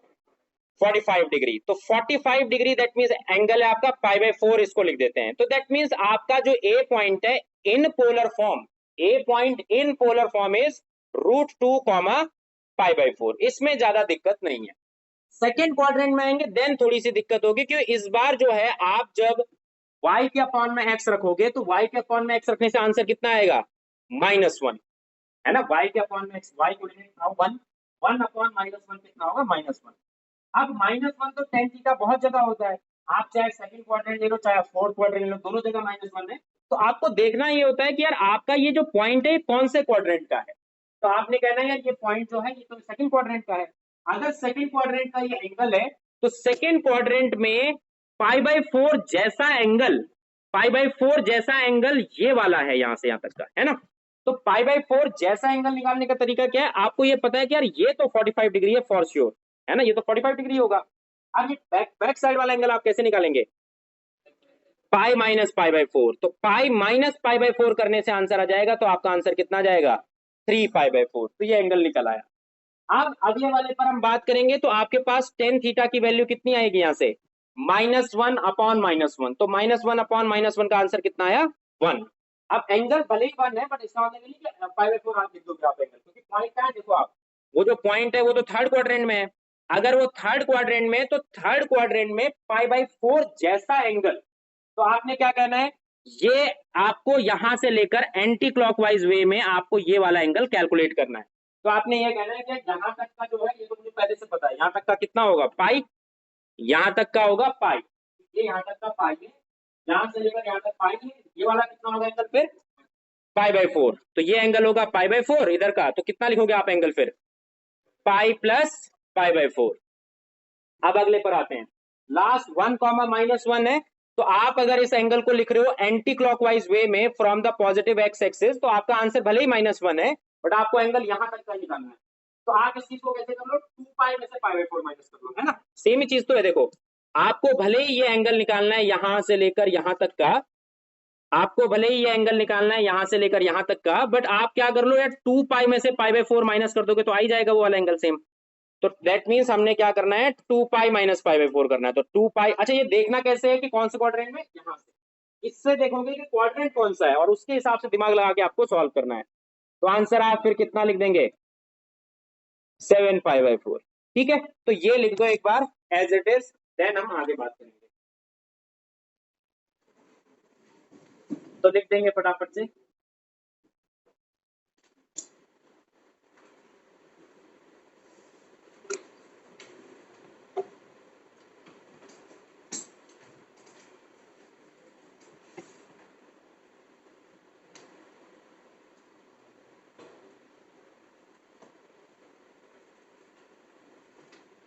कुछ पूछना है तो पूछ सकते हो, ठीक है। बहुत ज्यादा स्ट्रेस हम इसमें नहीं देंगे क्योंकि इसका वो यूज नहीं है सच। तो ये पढ़ा क्यों रहे हैं, क्योंकि हो सकता है किसी क्वेश्चन में पहले जेईई मेंस में एक बार पूछा था शायद, तो इसलिए एक बार आपको ध्यान रहेगा तो आप कर ही लोगे। तो यहाँ से ऐसा डायरेक्ट क्वेश्चन नहीं आता है, बट आपको पता होना चाहिए पोलर फॉर्म क्या है, कार्टेशियन फॉर्म। तो दैट मीन्स कि आपके पास जो आपके कोऑर्डिनेट्स हैं उनको लिखने के दो वेज होते हैं। आपके पास एक तो कार्टेशियन फॉर्म होता है और दूसरा पोलर फॉर्म होता है। तो पोलर फॉर्म यही है।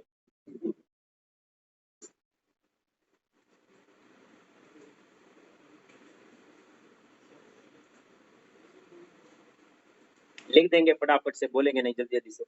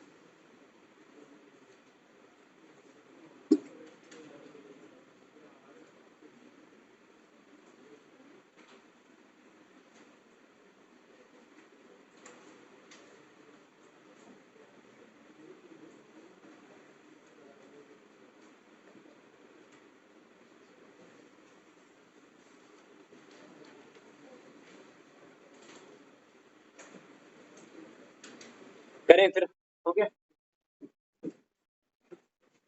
ठीक है। तो बस अब करेंगे, फटाफट से लिख दो।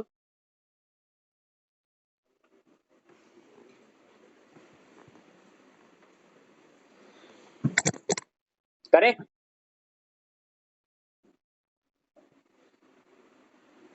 ठीक है। तो अब आपने आना है वापस और ये आपको क्वेश्चन करना है। पोलर कोऑर्डिनेट फटाफट से आपने बता देना है कितना आ रहा है एग्जैक्ट कोऑर्डिनेट, 3, √3 का पोलर कोऑर्डिनेट यहां पर मैं लिखूंगा।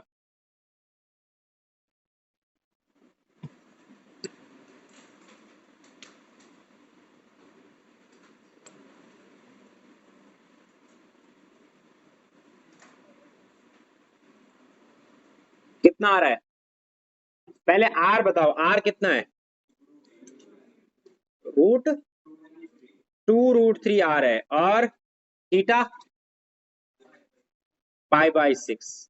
ठीक है, आपने टेन थीटा कैसे लिखना है भाई? टेन थीटा होता है y अपॉन एक्स, तो √3/3 लिख दो। अच्छा, अगर आपने √3/3 लिखा तो ये तो 1/√3 है। अब आपने देखना है पॉइंट कौन से क्वाड्रेंट में, तो पॉइंट कौन से क्वाड्रेंट में? फर्स्ट क्वाड्रेंट में, तो एंगल हमें याद ही होता है, ये कितना होता है? पाई बाई 6, तो एंगल पाई बाई 6 आ गया। आर क्या होता है? इसका डिस्टेंस निकाल देना ओरिजिन से। ठीक है, अच्छा नेक्स्ट वाले कोऑर्डिनेट में आपसे कह रहा है कि आपको एग्जैक्ट कोऑर्डिनेट निकालने हैं। अब जरा देखेंगे एक बार बोर्ड पर देखो।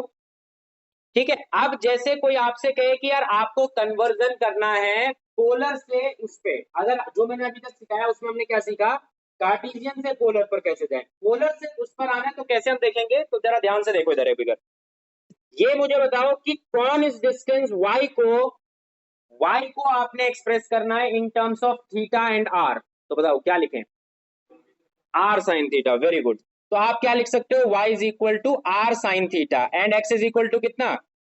r cos theta. आप 10th क्लास की ट्रिग्नोमेट्री लगाना, इसमें डायरेक्ट आपको पता चल जाएगा कि y को sin थीटा की वैल्यू कितनी होती है भाई? परपेंडिकुलर अपॉन हाइपोटेन्यूज, तो sin theta is equal to y upon r, तो r को इधर भेज दो, तो sin theta r sin theta किसकी वैल्यू हो जाएगी? y की। और इसी तरीके से x की। तो ये आपको हेल्प करेगा किस चीज में? कन्वर्जन में। x is equal to r cos theta, याद रखना, ऐसे नहीं कि इंटरचेंज कर लिया। r cos थीटा x की ही वैल्यू होती है और r sin थीटा y की ही वैल्यू होती है। हम इंटरचेंज नहीं कर सकते कि sin कहीं भी लिख दो cos कहीं भी लिख दो। y coordinate r sin theta ही होता है और x coordinate r cos theta ही होता है।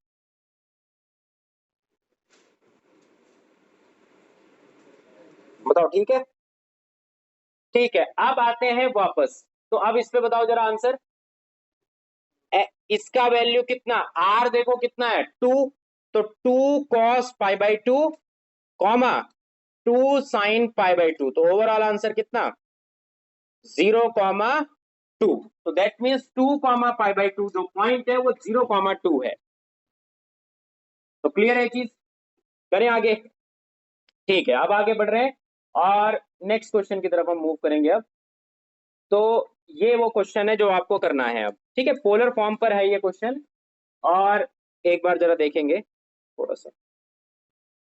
ठीक है, तो एक बार करो, इतना है। अच्छा, ये ACG का मतलब मैं आपको बता देता हूँ कि क्या एंटी क्लॉकवाइज डायरेक्शन, तो ये है एंटी क्लॉकवाइज डायरेक्शन। ठीक है, तो करना जरा सॉल्व।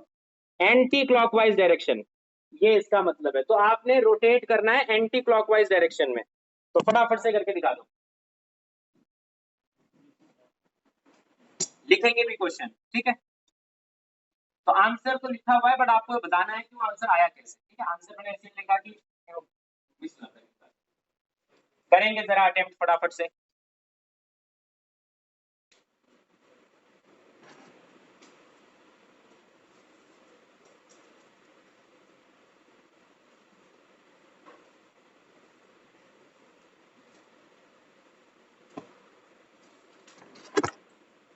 तो कह रहा है if a point P is rotated about origin in anti-clockwise direction and then reflected about x-axis, then the coordinate of the new points are।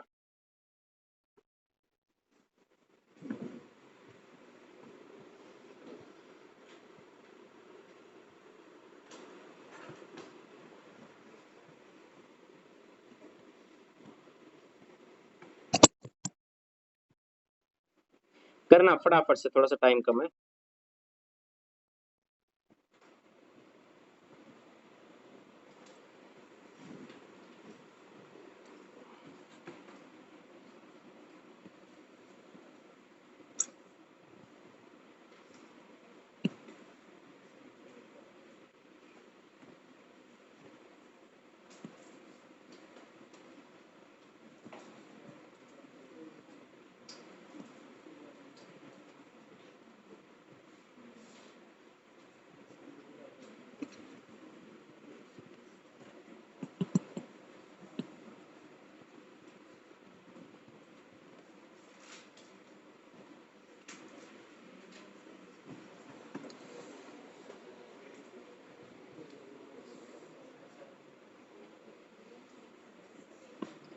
बोलो नहीं सुख विजय, करना है जल्दी से सॉल्व।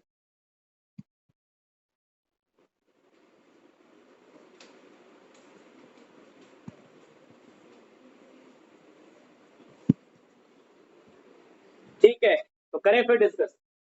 तो देखते हैं, चलो देखो क्या लिखा हुआ है, if a point P √3,1 is rotated about origin.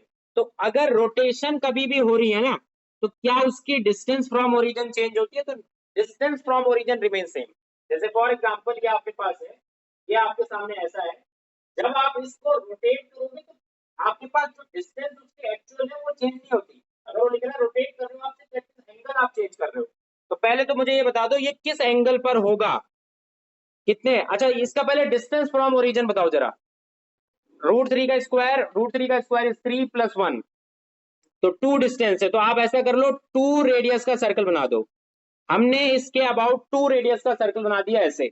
अब जैसे ही मैंने 2 रेडियस का सर्कल बनाया, अब ये एंगल पहले हमें देखना होगा कि ये एंगल कितना है। तो इसे थीटा मान लो, तो tan थीटा कैसे निकलता है बताओ? y/x से, तो कितना आएगा 1/√3। तो दैट मीन्स एंगल कितना है π/6, तो 30 डिग्री है। तो डिग्री यहां लिख लिया करो, उस डिग्री पे काम करना थोड़ा आसान होता है। तो ये एंगल है भाई आपका 30 डिग्री। अब आपने एंटी क्लॉकवाइज डायरेक्शन में रोटेट किया, और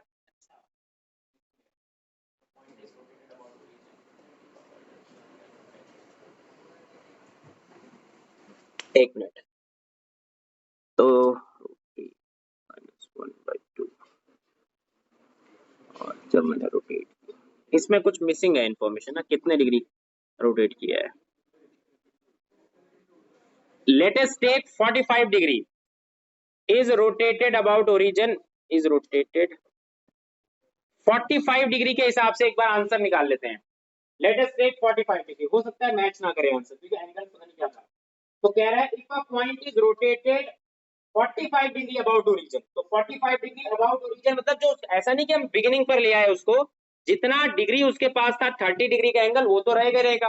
अब आपने क्या करा उसको, अब आपने 45 डिग्री और एंगल उसको प्रोवाइड किया। तो जैसे ही आप 45 डिग्री एंगल प्रोवाइड करोगे तो वो पॉइंट कहां मूव कर जाएगा? 75 डिग्री। तो 45 डिग्री और आपने उसको प्रोवाइड किया, तो दैट मींस अब एक्चुअल एंगल 75 डिग्री का है। तो एक्चुअल एंगल 75 डिग्री का हो जाएगा क्योंकि 45 आपने और प्रोवाइड उसको कर दिया। अब ये जो पॉइंट है, पहले इसको निकालते हैं, रिफ्लेक्शन वाला बात बाद में करेंगे। तो पहले इस पॉइंट को निकालते हैं। तो देखो आप इसका क्या यूज करोगे, पहले तो आपने इसका पोलर कोऑर्डिनेट निकालना चाहिए क्योंकि पोलर कोऑर्डिनेट पर काम करना आसान है। तो बताओ ये पॉइंट अगर ए है, नहीं ये पॉइंट उसने दिया हुआ है कि पी है, और इसको नाम दे देते हैं पी डैश। तो पी डैश बताओ कितना होगा polar coordinate of this point? तो बताओ जरा पोलर कोऑर्डिनेट, पी डैश का पोलर कोऑर्डिनेट आर कितना है? रेडियस तो 2 ही है। आपके पास एंगल चेंज हो रहा है, तो एंगल चेंज हो रहा है तो दैट मींस एंगल 75 डिग्री का है। तो एंगल को रेडियन में ना लिखकर मैंने ऐसे लिख दिया। अब आपका काम होगा, आप इसका कौन सा वर्जन निकालो, कार्टेशियन सिस्टम। तो कार्टेशियन सिस्टम में आपके पास x कितना आएगा बताओ?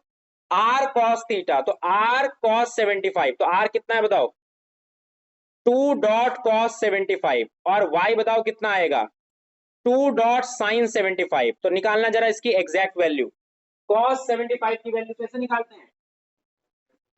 90 माइनस से 15 डिग्री याद होनी चाहिए। तो ऐसे 45 + 30 से निकालो, 45 + 30 से आप इसका वैल्यू निकालो, x का एग्जैक्ट वैल्यू मुझे चाहिए, एग्जैक्ट वैल्यू ऑफ cos 75।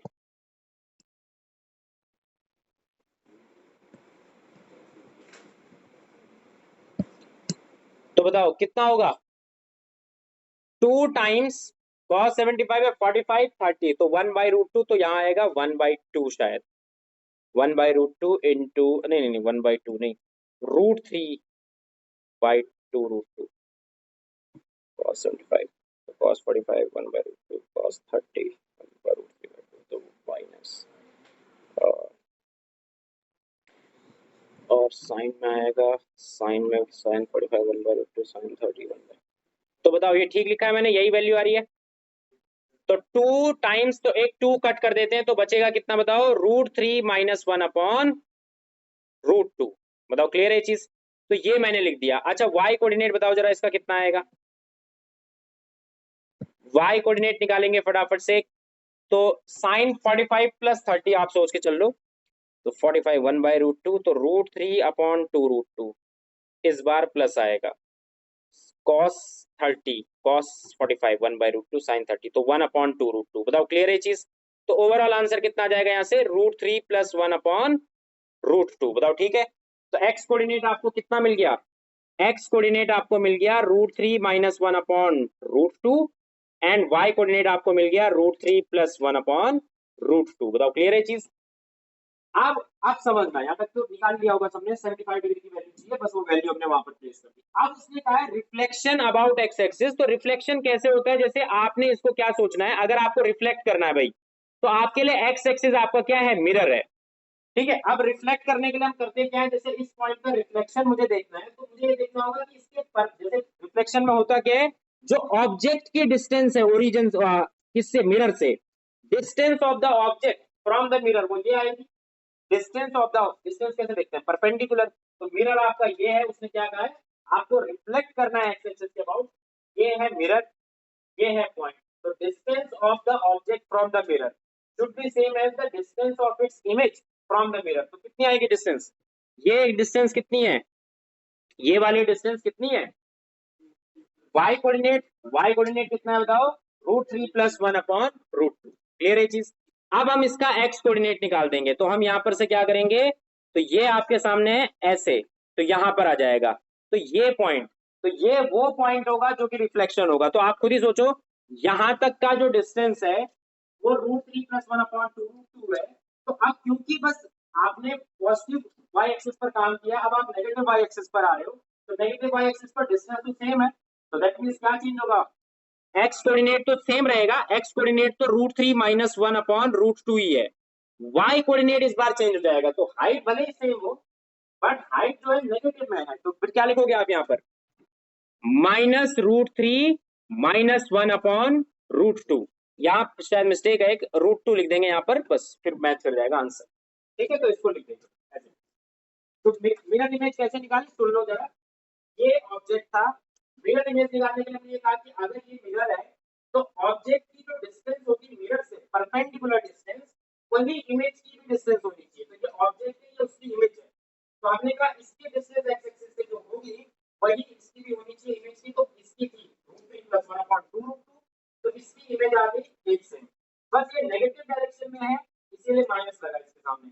अब बाकी ये वाला जो है एज इट इज रखा गया है, इसमें कोई फर्क नहीं है क्योंकि ये क्या है, परपेंडिकुलर है, ये 90 डिग्री पर काम हो रहा है। तो मैंने आपको समझाया भी था, इस पूरी की पूरी लाइन पर कभी भी एक्स कोऑर्डिनेट क्या नहीं होगा, चेंज नहीं होगा। क्लियर है चीज? ठीक है, लिख दो एक बार। ठीक है, तो कभी भी आपसे कोई कहे कि रोटेट करना है किसी पॉइंट को, तो उसका डिस्टेंस फ्रॉम ओरिजिन सेम रख के किया जाता है। तो ये डिस्टेंस फ्रॉम ओरिजिन हमेशा सेम रहेगा, एंगल जो आपने हल्का सा चेंज कर दिया, तो पोलर फॉर्म का ही इसमें यूज था, इसीलिए मैंने आपको करवाया। बोलो, कुछ पूछना है तो पूछ सकते हो।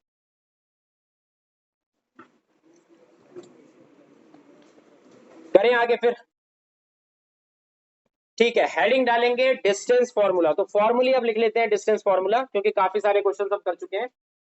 तो हेडिंग डालेंगे डिस्टेंस फॉर्मूला, लिखो डिस्टेंस फॉर्मूला, ठीक है।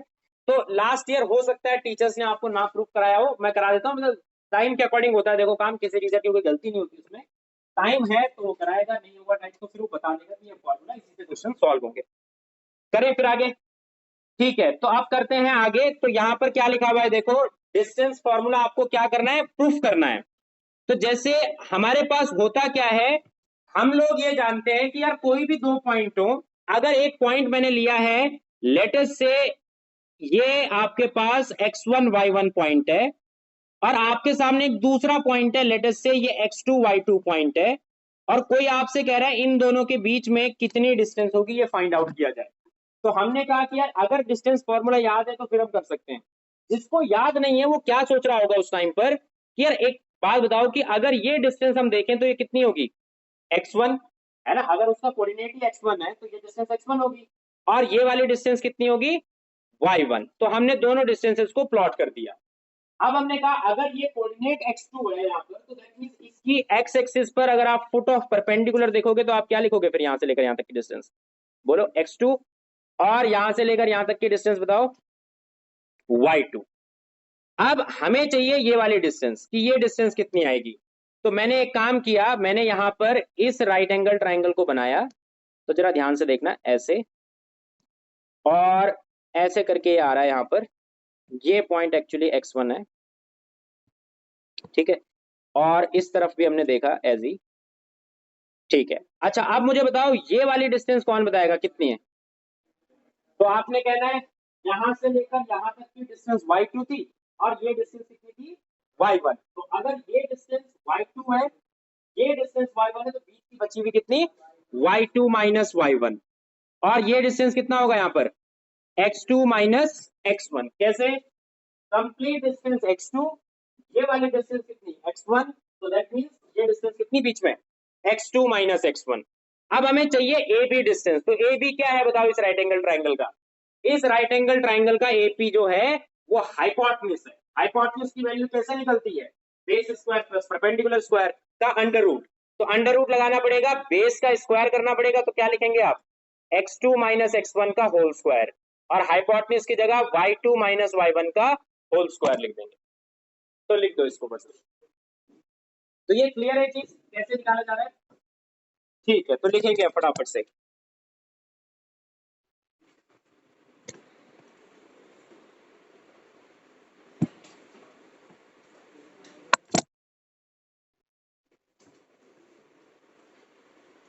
अच्छा जिसका ये हो जाएगा वो अगला वाला कर लेना सॉल्व कर। ये 10th का ही क्वेश्चन है, एनसीईआरटी का क्वेश्चन है शायद, करेंगे सॉल्व फटाफट।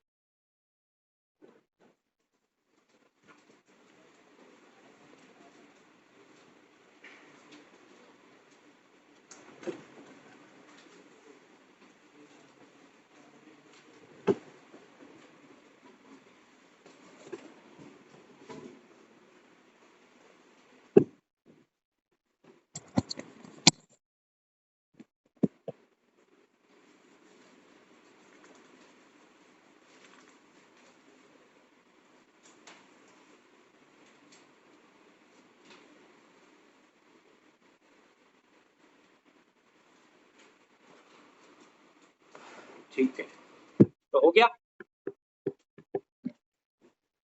तो करके लाना है इसको, इस क्वेश्चन को लिखो, घर से करके लाना है इसको, ठीक है। बस और तो है भी नहीं, यही क्वेश्चन है लास्ट, ये घर से करके लाएंगे, आंसर तो मेरे पास है नहीं, कर लाना इसको, बस कर देंगे इसको। अच्छा जो आपका वो वेंसडे वाला सेशन है वो इम्पोर्टेंट है, उसमें आ जाना, उसमें मैं क्वेश्चंस करवा लूंगा आपसे, ठीक है। तो कम से कम 5-10 क्वेश्चन कर लेंगे तो इनफ होगा। और जो कोऑर्डिनेट ज्योमेट्री है वो स्टार्ट हो चुका है, ये वाला जो आज का सेशन है मैं रिकॉर्ड कर चुका हूँ। अगर कोई ऐसा स्टूडेंट है जो पेपर वगैरह देना गया है, वो मेरे से अगर कांटेक्ट कर लेगा या रतिका मैम से कांटेक्ट कर लेगा तो उसे वीडियो मिल जाएगी, ठीक है। ऑल राइट, तो कोशिश करना है सबको ऑफलाइन आने की, अगर आ सकते हो तो आना है, नहीं आ सकते हो तो देखो रिकॉर्ड होंगी, इस वीक की जितनी भी क्लासेस है सारी रिकॉर्ड होंगी, ठीक है। तो करें फिर खत्म, ठीक है।